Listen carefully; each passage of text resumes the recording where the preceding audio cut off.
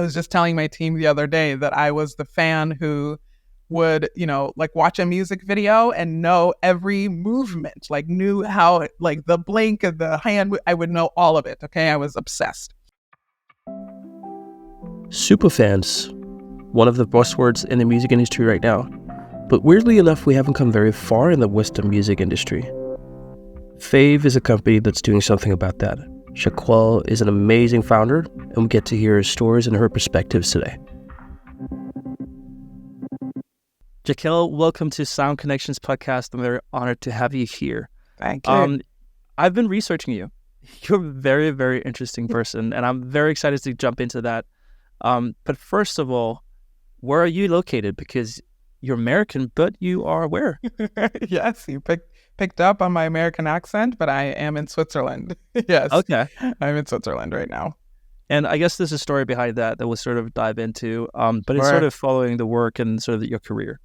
But before we sort of dive into your career, could you just explain me a bit? Who are you and what do you do? Oh, wow. That's the big question that I think a lot of us can relate to who are we, right? I am Jacquelle. I am an entrepreneur. I am a founder. I am a mother. I am a visionary.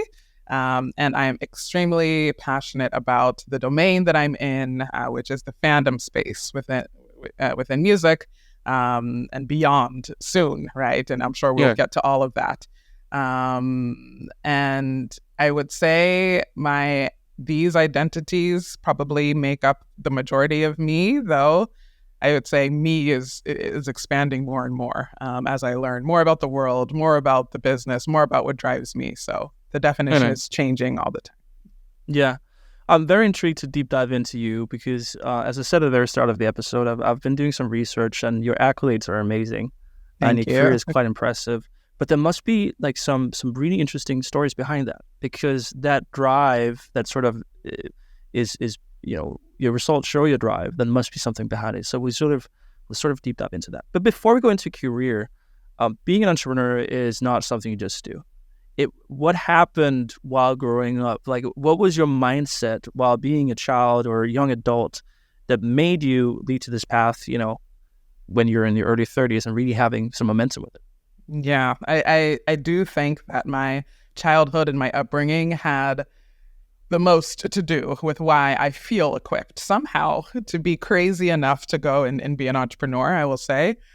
Growing up, I was told by my parents all the time in every scenario that I can do it, that no matter what, I just try and try and try and I can do it. And they never allowed me to hesitate or to think that even when, not if, when I will hit a wall, that's the end of it. It's okay. So now you figure out how to get over that wall and then you keep going, right? And until you reach your goal. So every challenge, every pitfall, every adversity, I always just saw as a part of the journey already. And if anything, and especially as I've been able to crystallize it as I grew older, I already then had the sense of like, cool, a no is just narrowing the path of success, because now I know I won't be distracted over there. I'll just focus on what actually could still yield. And I think the kind of crazy notion to say like that is because if there truly was even like a 1% chance of something happening, I would go. I would do it. And my father in particular is the one who just made sure that I would keep going. And so because of that, seemingly everything would work itself out, right? Because even if it was failure, I would just keep going. And in the end, something would land. And I would tell myself, and I believe it. I wouldn't just tell myself, I would believe it, that everything happens for a reason. So even if I didn't get into that college, though that was my dream school, but I ended up here. Oh, duh. Of course I was supposed to land here. Duh, right? Okay. Now I'm in this entertainment business program that I wouldn't have gotten at NYU, right? Where I was rejected. And I wouldn't have moved to New York because it was too cold there. Not for me, right? Duh. All of that was supposed to happen. Or getting into my first role, or anything, right? I graduated early. Like all of these things that were like not supposed to be me, not supposed to be my path, supposed to be too hard. Why would you even try? You're not going to be the one. I just kept going, and no matter how it landed, it seemed to be successful because I would say, good, this is now the path I'm supposed to be on. And frankly, the path seemed to kind of add up and make sense, and I'm living how I want to live, which is great. And so I think all of that definitely got me there for sure. What's the thing that lies behind that? This sort of, oh, this is where I'm supposed to be. Is that optimism? Is it destiny? Is it faith? Like, what's the driving force between that mindset? Optimism, I would say. I just truly believe that things will land, things will work out, right? I still believe that. And so no matter how difficult something is, and trust me, as I've grown, especially now more than ever, I'm very aware I'm not as ignorant as bliss, I think, as I was before, right? I very much know the challenges that are going to come. I'm aware of them. I can see them faster and more clearly than ever before because I've gone through more things than I had perhaps previously. But now I still have that same gene in me, I would say, that allows me to just keep going no matter what, and it will end.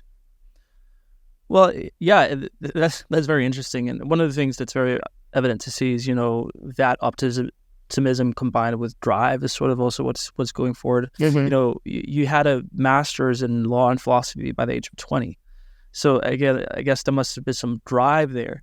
Well, why did you do it that young? Like, what was the process there? Yeah, I mean, I think this adds to this optimism because, to your point, it wasn't blind optimism. It wasn't, let me just cross my fingers and hope, right? It was, what do I need to do to make that happen? Okay, it's like I'm at point A right now, and I want to get to point B or point C or whatever. So what do I need to do in between to make that happen? And I think that was where, and I think a lot of people pointed out, I would be separated from those who would in fact cross their fingers and hope for the best and get upset if something wasn't handed to them or, an opportunity didn't fall on their lap, right? But instead, and I think a lot of entrepreneurs perhaps feel this way, I need to be the one to go get it. So since I may not have the degree or the knowledge or the thought process or the experience, how do I figure that out?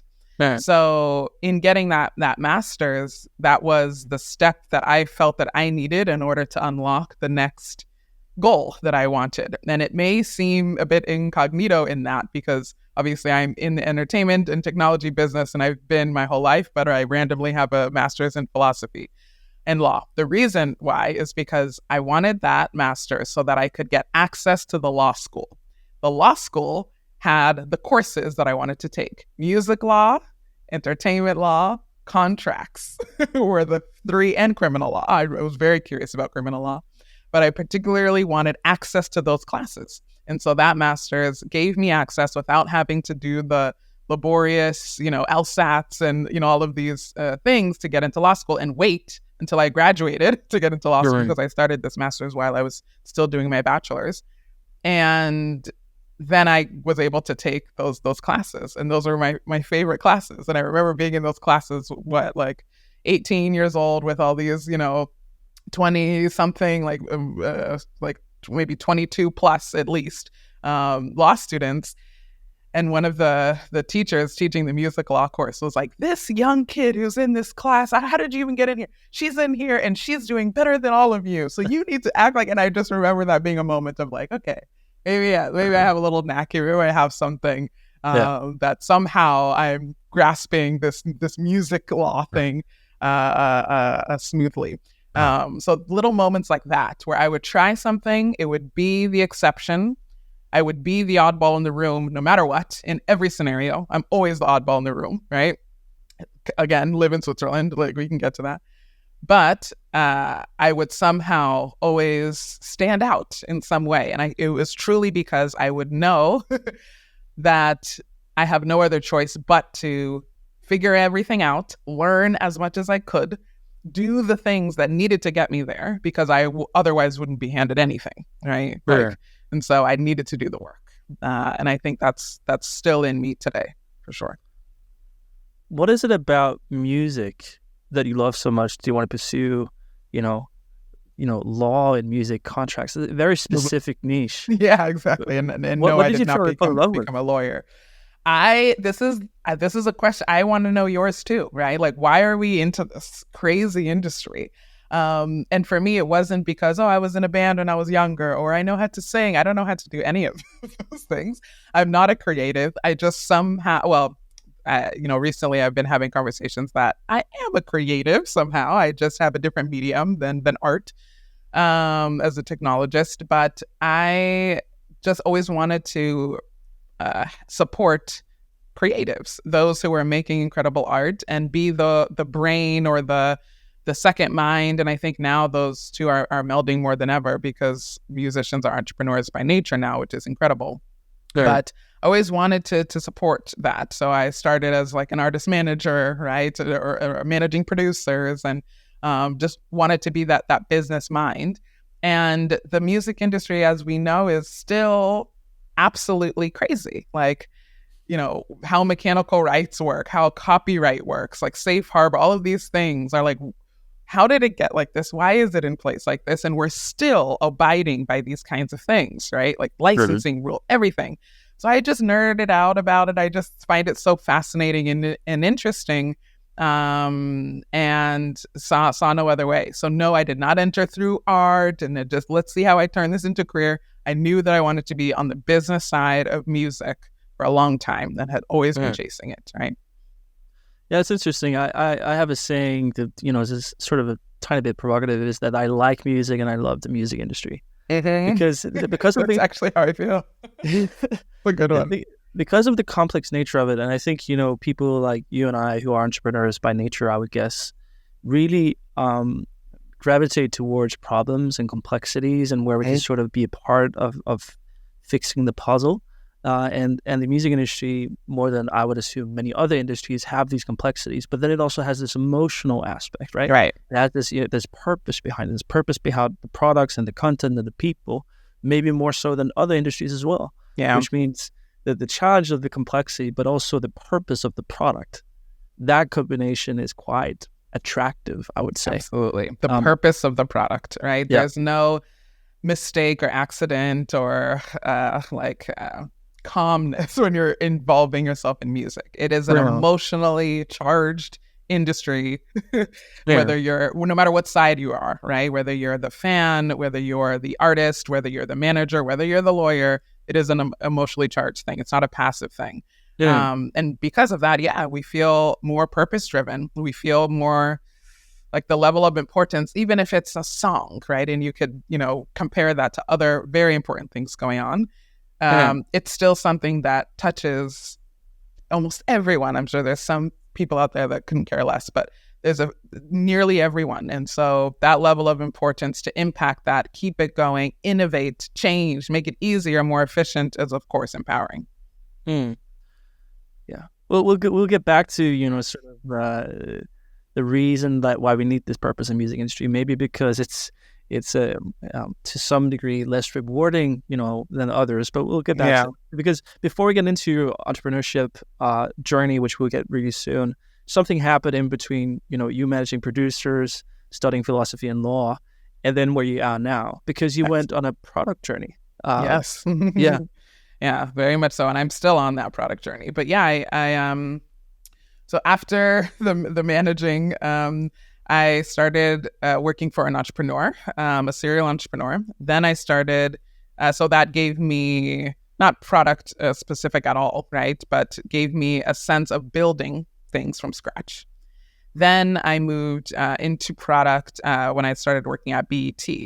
And BET was a television, or is a television channel, but the majority of the content, at least when I was there, was around music. And so it was exposing me there. It was deep in culture. It was very rich. The people who worked there were so intelligent, and I learned so much when I was there. That gave me my first experiences of, again, building something from scratch, having an idea, a thought that can go from, wouldn't it be cool if we had fans be able to connect with their favorite artists through a Twitter map, this new site called Twitter.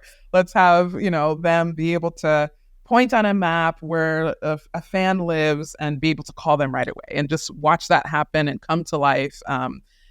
Build the app experience behind that, understand the tech that goes into such an experience, and then see it like come to life on 106 in Park, right? The music video countdown show was super cool. And so I got addicted to that process and that bug and, working with developers and reading RFPs and, building things ourselves. And did that with a number of the apps there, right? The BT Experience, which was the music festival, BT Now. It was when all of the TV apps started coming out where you could watch TV on demand. Wow, who would have thought rewinding was where that was. And then after there, I said, you know what? I don't know if television is in fact the future. Maybe, but I have a hunch that this website, youtube.com, might be. There's this thing going on there. Let me go see if I could get a role there. If I could get a role there, then excellent. If not, it's okay. I'll stay here. I'm doing well here. They want me to grow here.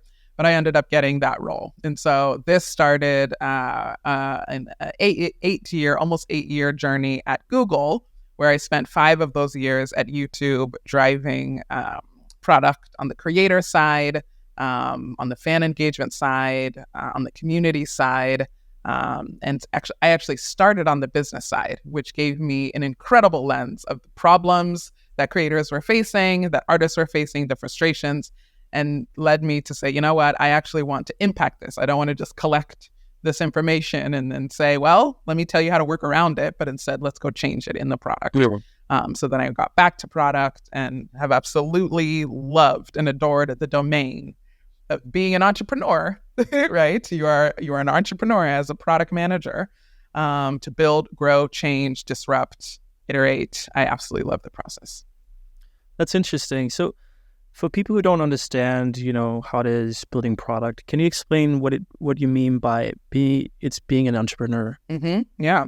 So as a product manager, as a product leader, you are the go-to person for a specific vision coming to life, like an entrepreneur, where the only difference I would say is perhaps where the inspiration comes from.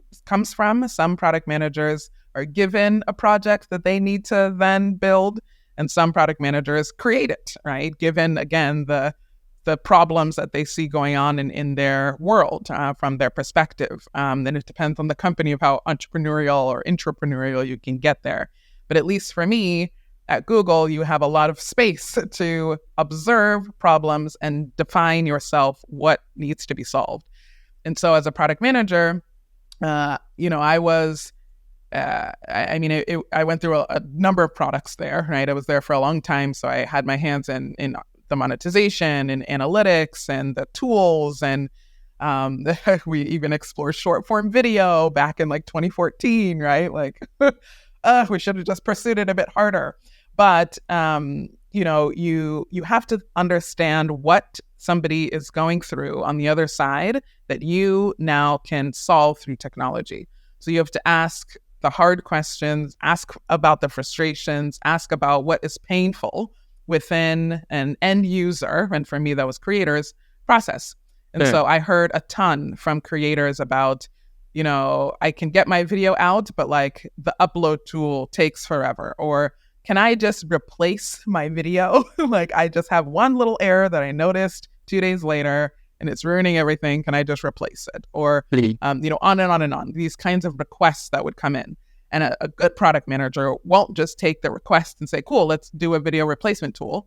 And instead say, why do you need that? What is going on that you are trying to solve for? And it's, gosh, I was trying to get this out by the date, and I was too quick, and then I sped up, and I didn't realize this until later, or this and that and this and that. And then other product ideas can be born from that underlying problem, right? Sure. The ability to do checks in advance, the ability to watch your video in a preview before it actually gets rendered or uploaded, right?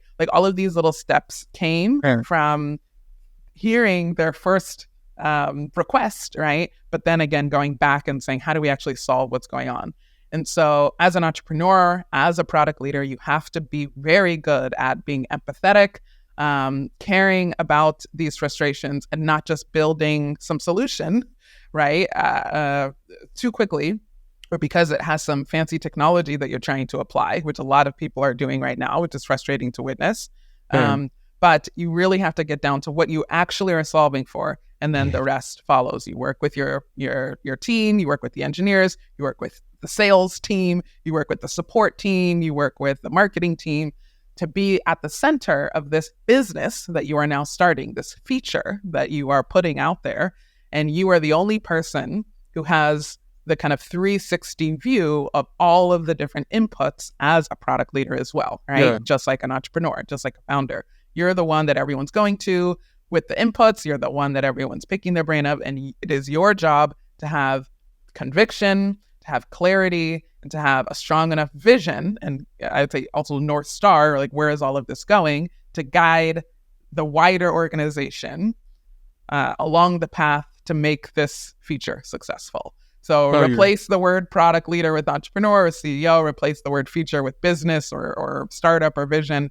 It's literally all the same thing, which is why I had such a natural, I would say, like progression from product leader to CEO. And I think at least those who I was bred by, my mentors, who, started, as, also working on these little features and then went on to lead the creation of YouTube apps or, Google Photos or, now Google Bard, like all of these things. I was bred under their wing, and they teach you to be a CEO. That's kind of their mindset.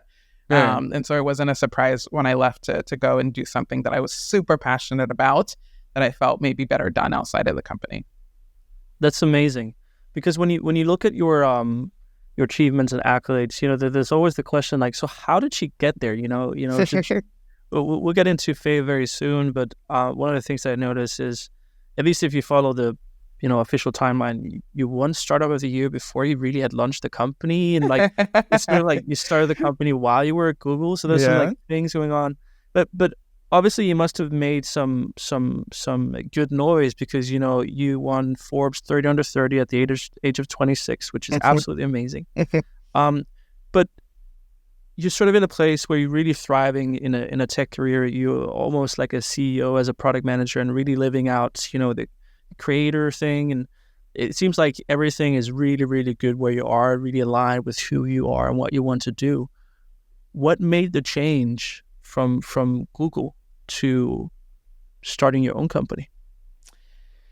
Yeah, it was a big decision.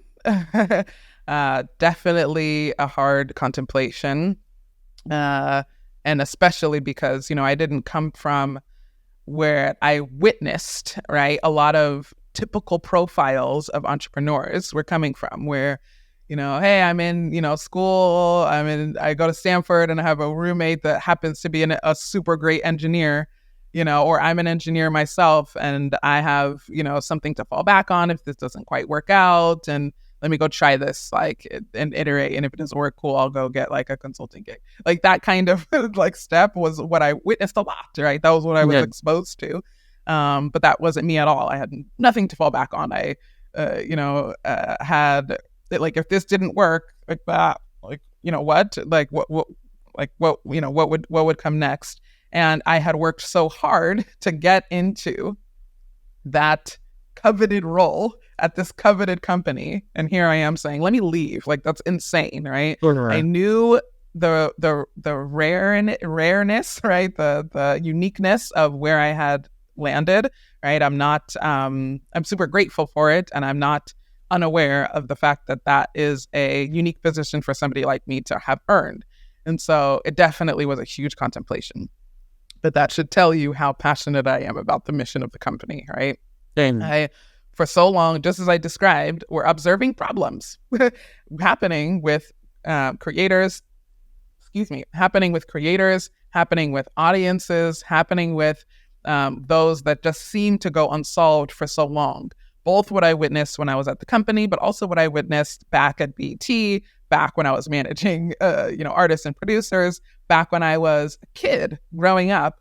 And I just thought that all of these things would be solved, right? Like, I was a 12-year-old super fan in my bedroom obsessed with my favorite creator, but didn't have the means to, buy a crazy merchandise or to, cross my fingers that I could go to the concert if he would come to my hometown. Like it just wasn't in the cards. And so I would instead just like print papers and waste my parents' ink and print my own like posters, right? Or put whiteout all over my backpack with symbols, or just do like quizzes with my friends and have them ask me a bunch of things and just like prove my knowledge. Like that was how I would do it. Or I was just telling my team the other day that I was the fan who would, like watch a music video and know every movement, like knew how, like the blink of the hand, I would know all of it. Okay. I was obsessed.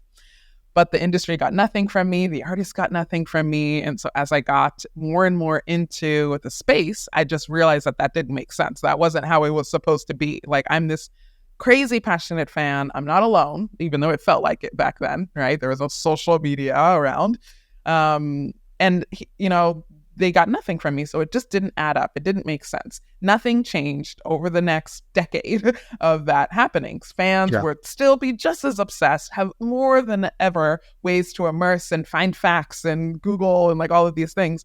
And it wasn't crystallizing into a platform, into a shared space, into a unscattered world where everything made sense. There was no ecosystem. There was a ton of activity, and some of the most valuable activity that any business or brand would kill for, right, was happening among these superfans, but nobody noticed, cared, knew what to do with it, knew how to categorize, nothing, right?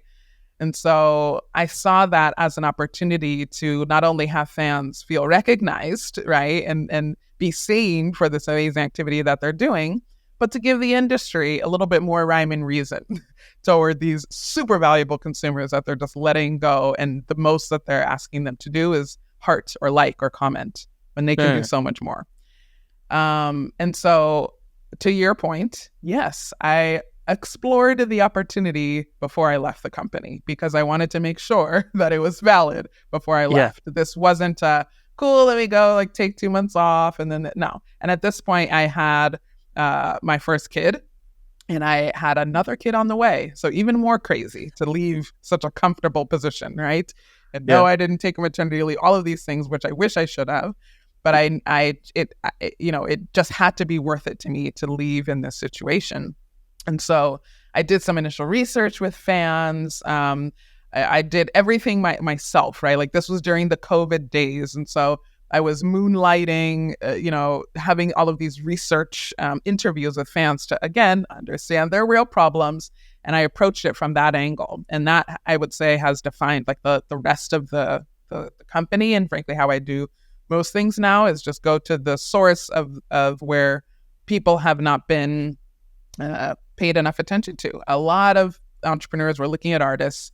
I spent a lot of time with artists and creators and knew that those problems would be solved well, right? There's plenty of people tackling that, but not a lot of people were looking at fans themselves. And so the information that I received of the frustrations, of the potential, of the outcries were just enormous and matched how I remember as a fan, but it was in a different world with the way things are today.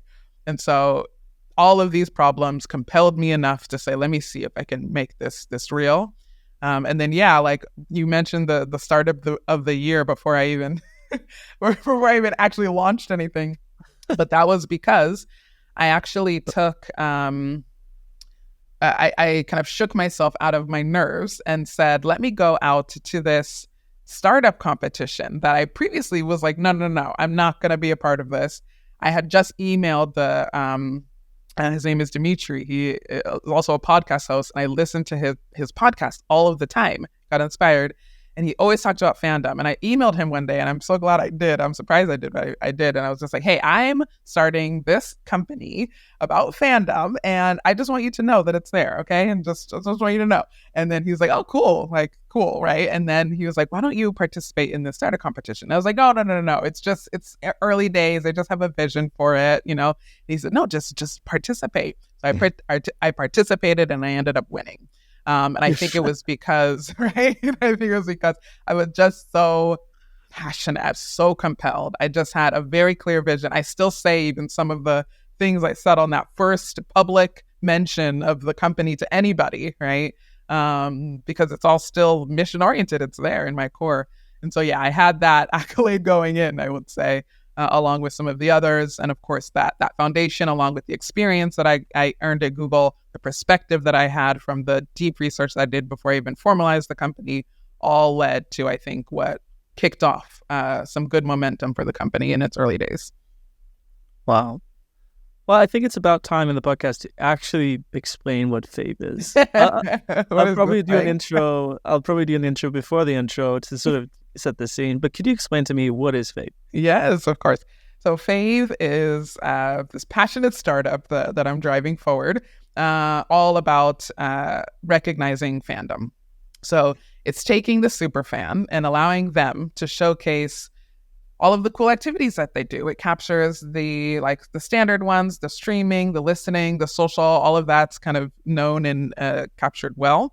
But also the nuances, like if you have a tattoo or if you constantly are introducing the artist to other people, right? Or if you have this outstanding merch collection or collectibles that would otherwise collect dust in your reel, but you now can show them off to the people who actually care and know that that's, one of 50 or one of 20 or whatever.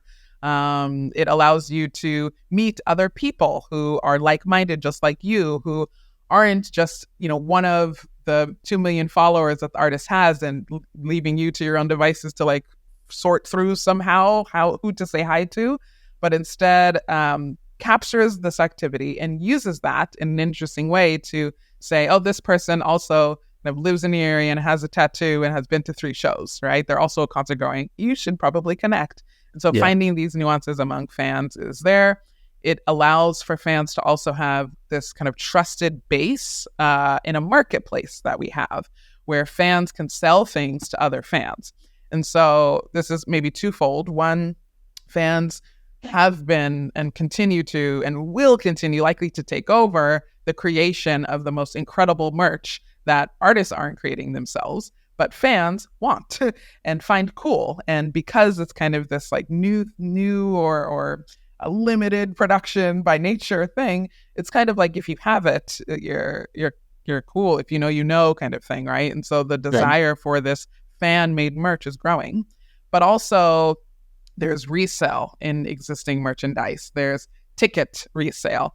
And so we realized that not only can we find it interesting to match fans across this, we could also use this as a way for people to trust other fans and to look at their profile and say, oh, you've been a fan since 2003.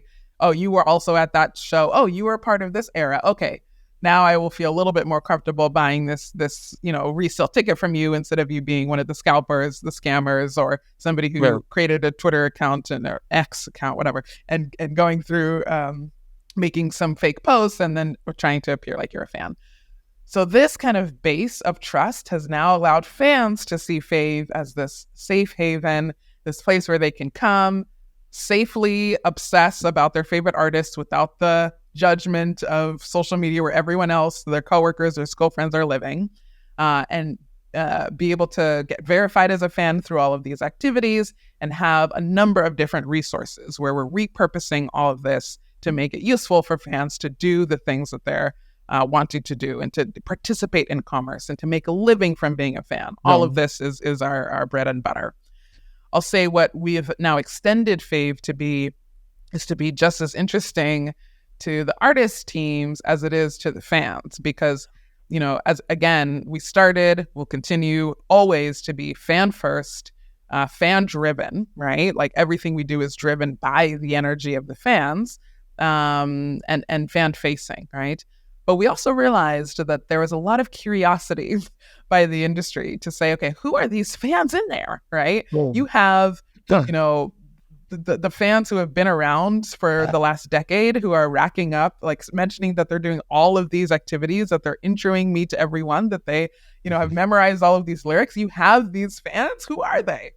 And this unlocked a whole new suite of problems and frustrations within the industry where, people have said to me, the biggest question we're trying to answer right now is who is listening to X artist, right? Name your artist. Who is listening?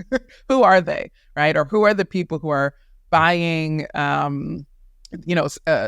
would say, spending the majority of the revenue. Sometimes we get stats around, 78% of the revenue was done by 6% of my fans. Who's that 6%? I don't know, right?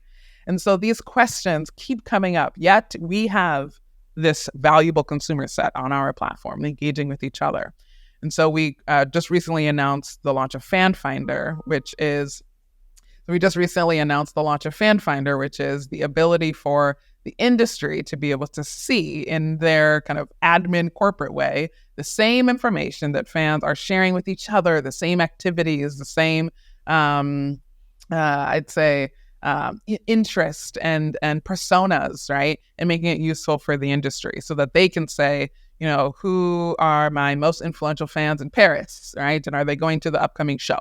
Or who are the fan artists who, have never purchased a piece of merch, but are, constantly engaging, especially in the last 30 days, right? Yeah. And you can find these fans.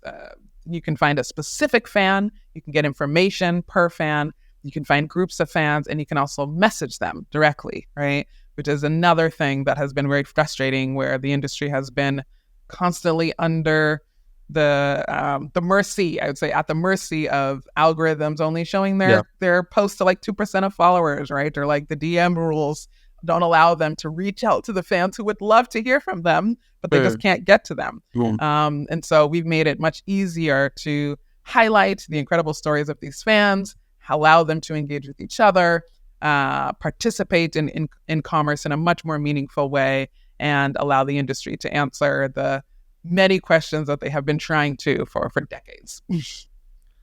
That's great. That's so interesting, and I've been lucky enough to browse around on the app and sort of check it out. It's really, really nice, and I believe personally that fan engagement is one of the things that the music industry is really going to focus on the next couple of years. Yeah, especially with the purpose of growing the pie of the music industry and sort of accessing revenue they have overlooked for way too long. Yeah, absolutely. One of the things that I found especially interesting when looking into you and the company is your relationship with your investors, because there's a story, there's a narrative there that's quite interesting. Before we go into the specifics of you fundraising money, which I think is really interesting, because as far as I could tell, you've fundraised around $4.2 million over the span of 3 years. And fundraising money in itself is difficult, especially in this market, but in the music industry, there's a lot of difficult aspects. But your investor list, could you go through who has invested in your company and help the podcast listeners understand who they are, because I believe that is quite unique. Nice. Great. Yes. Very grateful for my investors. Okay. So we have a lot of the strategic investors. So we have Sony Music, one of the biggest labels, Warner Music, one of the biggest labels, Hybe, one of the biggest labels. They have BTS, now Justin Bieber, Ariana Grande, etc. under them. We have Concord Music, which is the biggest independent music label, Quality Control, which is the biggest hip-hop label. We have Techstars Music, which we are a part of as well. And I think that's everyone on the strategic side. Then we also have incredible venture partners, Female Founders Fund, who was our lead investor, who's been amazing. BetaWorks, which are these product-driven folks who have taught me a ton, right? And who am I missing? Oh, of course. So we have some folks from the new round. That was all from the first round of Fave, right?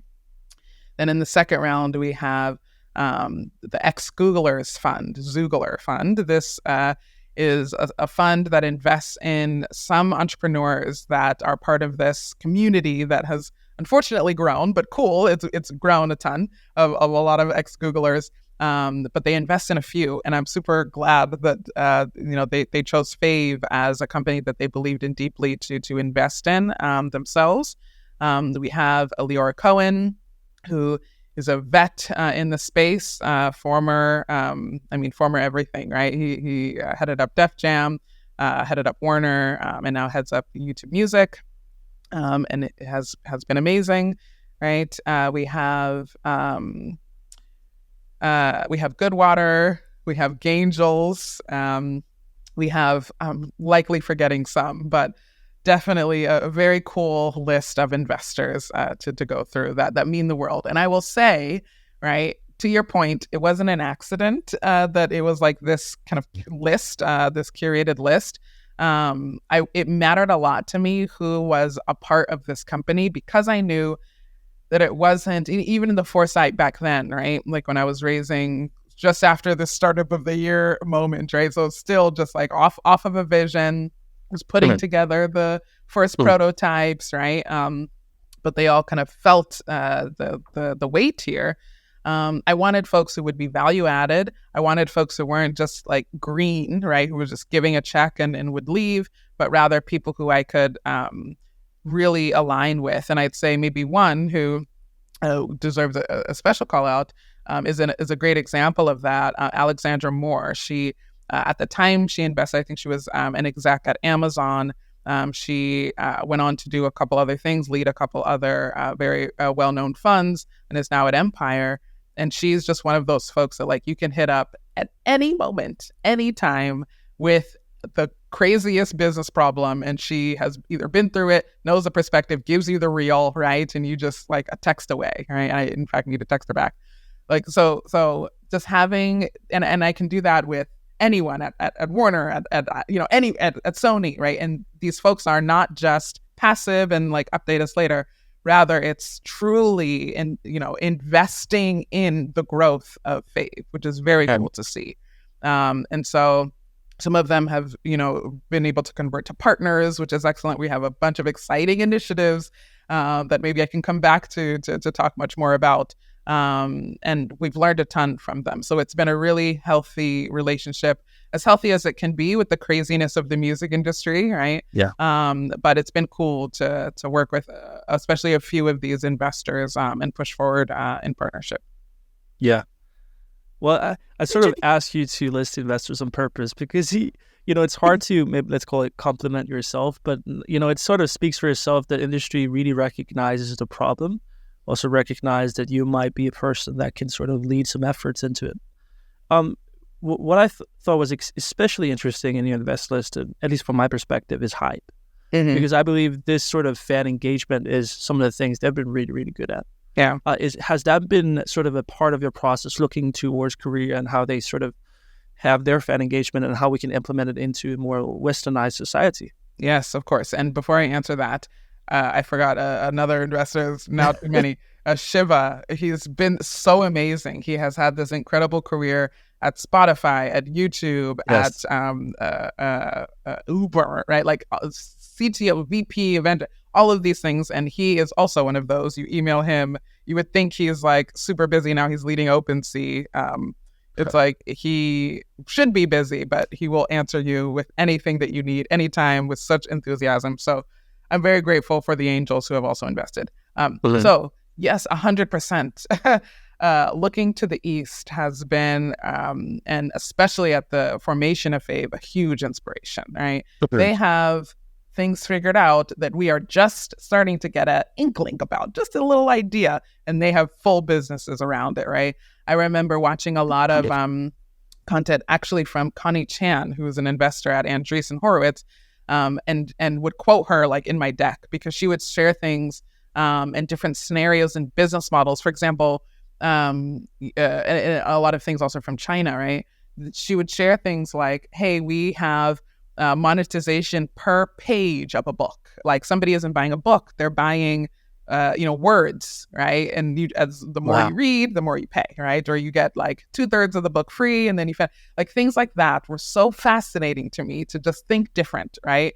Or welcoming people into a space where they can all listen to music together, and it's like a cafe. Or obviously so much that they have done around Fandom of purchasing kind of micro, not prizes, but just like micro pieces of content that are beyond the music itself, so that there again is an ecosystem around this world that these artists have worked so hard to create. It's the music is one thing, the art is one thing, but they have also spread a set of values that so many people have been inspired by, and there could be derivative works off of it. And I'd say what is so fascinating about the East is they understand that. They embrace this world, and they truly allow fans to participate in it. They don't shy away from it. There seems to be a bit less of a let's have a division up between fans, or even if it's just for the mystique alone, or because you don't really understand how to engage them, or they're going to run up on you or hug you or kiss you, right? It's more, let's embrace the fact that you are the reason why we are able to continue this going. Yeah. And I think that definitely played a lot into how we were thinking about the model and the potential of the model from the start, for sure. It's so interesting because one thing is monetization, right? Because, the artists to work hard for it, and the music industry are not seizing the opportunity. But it also, to your point, the fans want this, right? For me, I'm not a super fan of anyone per se, but like I look to my dad-in-law, actually. He's turning 65, but he has one band that he travels the world to see. Like, he's been at the concerts 30 times. It's travel. He writes the biographies for them, all the notes and the CDs and LPs, because that's his passion. It's not about how much money he throws about it. Like, that is what he wants to do. Yeah. And when we don't monetize that, and when we don't create platforms around it, the fans are missing out of that opportunity. Exactly. So what I think is amazing about fan engagement right now in in our side of the world is that it's a win-win, right? Yeah. Oh yeah. Everyone is winning. The artist is winning. The industry is winning. The fan is winning. So I just find it weird, like, why we have an industry have not pursued it more actively. And you're making a good step towards it, but I still feel like people are just waking up to it, as you said. Like, we're just getting the inkling of it. Why do you believe that is so, that we're so slow getting into this? Yeah, I get asked this one a lot, and I don't have a good answer. I don't know why we are so slow, because it's clear. It's very clear, and it's been clear for a long time how best to work within this space, right? And I think now there was like a recent article around like people are now just catching up to like what Jacquelle has been saying for a long time, right? And it's like, I have seen these models. I've thought about these models as a fan myself. A ton of fans have thought about these models, and whether or not they have the means to become an entrepreneur to do something about it, right, is one thing. But it's been clear, and the industry in the U.S., unfortunately, has operated, I understand why, but very conservatively. It's scared to innovate, right? They've been burned a lot of times by technology over and over and again, and they continue to be. So they, rather than feeling like they could get ahead of it or control it or be on the forefront or have it work within, again, those nerdy laws that we have been, obsessing over for our careers, right? They have had to, push it away or not want to embrace yes, that could bring us a bunch more revenue, but I don't know if it will, so let's not do it. That's the sentiment that I witnessed being a part of the industry before I even started as an entrepreneur, and definitely when I started as an entrepreneur. I would have countless meetings of people being so excited about this, but when push came to shove, at the end of the day, it was their neck on the line if they embraced this new model or not. And it would seem sometimes too risky to just go forward. And it would be not just me, it would be all of the founders in music, that I can connect with. It was always something that made so much sense, but was a little bit of a different model, a different approach that would require some change or some approval from management. And it seemed, unfortunately, like a lot of people just didn't have the power that they wished that they could have in order to push something forward. And then who did, right? And so, unfortunately, I think the industry is still in that mode. They're waking up to a lot of these opportunities, sometimes too late, because now everyone's into it. So now the concern isn't about how to innovate best; it's just how to win against other people who also realized it at the same time as you. Yeah. But yeah, it's a tough question to answer, because I'm just one of those who think, like, why can't we do it? And so it's hard for me to answer the questions of like why we haven't. That makes sense. But that also speaks to the power of entrepreneurship and how important it is, especially in the industry like ours that has been burned a few times and seems quite conservative in nature at times. One of the things when I look through your LinkedIn, right, there's a lot of things, and there's a footnote of something that I think is really, really interesting, that it's not mentioned many places. Global MIC. Yeah. What is that? Can you explain it to me? Because that stood out to me, even though I can't find much about it. That's great. I should probably maybe take that off, but what it is it's bad. I was completely restless during the maternity leave of my first daughter.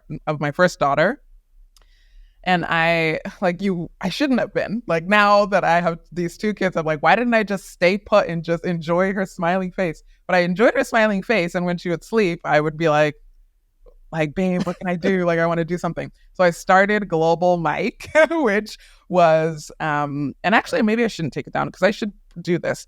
It was a collective of music entrepreneurs and music industries, those who you have as guests on this podcast, to come together and talk about some topics within the industry that don't get a lot of love, that don't get a lot of discussion, that I wanted to facilitate these kind of conversations and forums so that we can make more progress in the industry.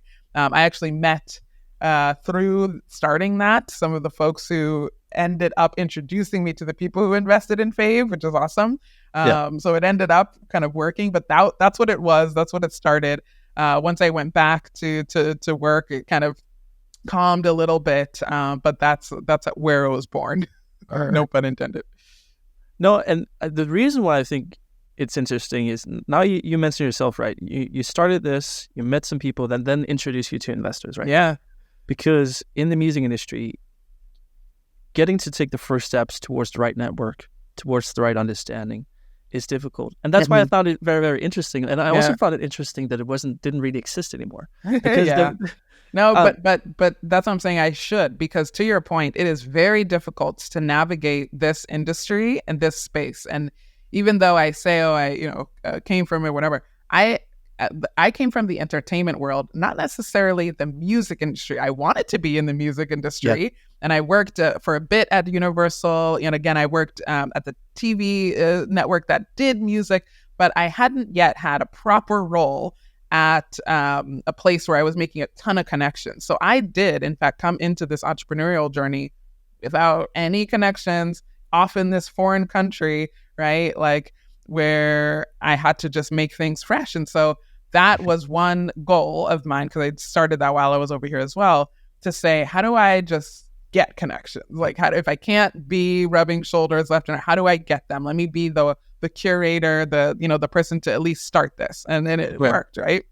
And I see that very much still today. You have to, just like we talked about in the beginning, understand the gap that you have and figure out your way that you're going to patch that together. And that was that for me. I'm going to be the one who you have to be connected with in order to make connections with, right? Yeah. And I think that formula just applies to everything I do. It's interesting. Switzerland, right? How in the world? But because you said you were there, and how do you suddenly get introduced to the music industry? Because when you started, have you been in Switzerland the whole time you've done Fave? Yeah. Yes. And that's the impressive thing, right? I don't know Switzerland that well, but I definitely know that it's not the mecca of music industry. Not. It's not. Yeah. I mean, I think thankfully, but also it's very sad that this is the reason, but because of COVID and people getting comfortable with, taking meetings over VC, over video call, that I'd say was likely a big key for me to be able to build this company, staff this company, fund this company from this chair, right? Because I was able to make the connections and the relationships with people in a way that they previously would say, oh, fly out, come see us, right? Where are you, down in LA? Yeah, come up to the Bay. Let's, take a walk and try to see if we get this deal done.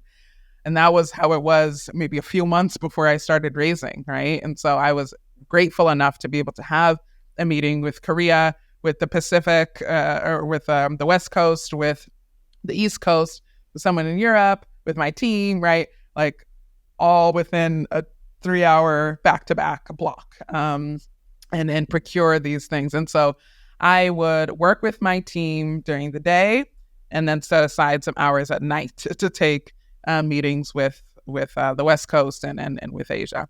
And so that was how I got it done. The time was crazy. I still have night meetings tonight, tomorrow. I still have night meetings, but definitely back then it was every single day, like till like 3 a.m. Wow. And that kind of grind and hustle, I think, is just, like, I wish you didn't have to have some bit of that, but I also, right, like, I wish you could just do normal hours, 9 to 5, like getting it done. But sometimes the passion within you just doesn't allow for you to sit and rest and wait, right? You're just eager. Like for me, it was, I want to have that meeting tomorrow though. So like, yeah, I'll stay up. I'm not going to wait until you have availability at 8 a.m. your time and 6 p.m. my time, right? Or 5 p.m. my time. I want to have it. So like, yeah, I'll meet with you at your 3 p.m. And my midnight. So yeah, I mean, I think that was why.